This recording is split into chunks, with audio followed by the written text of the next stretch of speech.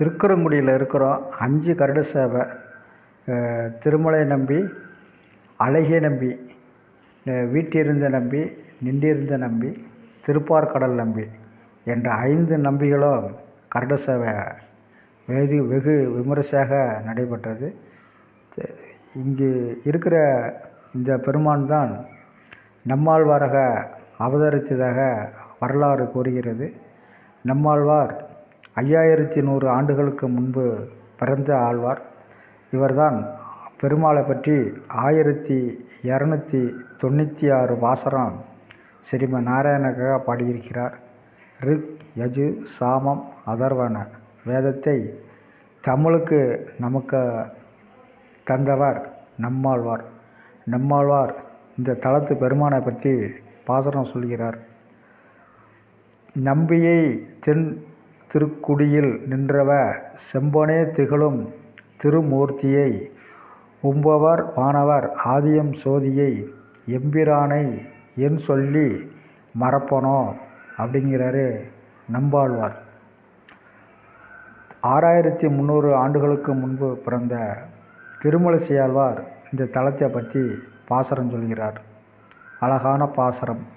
கரண்டமாடு பொய்கையில் கரும்பனை பெரும்பழம் புரண்டு வீழ வாழையாய் குறுங்குடி நெடுந்த காய் திரண்டதோள் இரணியன் சினமாக ஒன்றையும் 2 கூறு செய்த சிங்கம் என்பது உன்னையே அப்படிங்கிறாரு.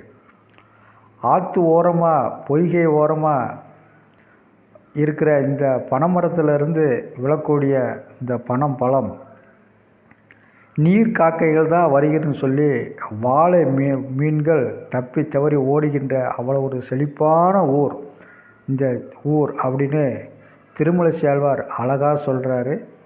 சிங்கம் என்பது உன்னையே, அதாவது நரசிம்மனாக தோன்றி நரசிம்மனாக வாழ்ந்த அவன் வாழ்கிற இடம் அப்படிங்கிறாரு திருமழிசையாழ்வார். கருட சேவையின் போது அழகிய நம்பிராயருக்கு முன்னே வருகிறது கோயில் யானை. யானை வரும் பின்னே மணி யோசை வரும் முன்னே என்று சொல்லக்கூடிய அளவில் முதலில் கோயில் யானை வந்து கொண்டிருக்கின்றது. யாவரும் வணங்கிக் கொள்வோம். இந்த தேசம் பாண்டிய நாட்டின் முதல் திருப்பதி. இது 106 வைஷ்ணவ தலங்களில் 78வது திவ்ய தேசம். ராமானுஜர் சுவாமிகள் வளர்த்து கொண்டிருக்கிறார்கள்.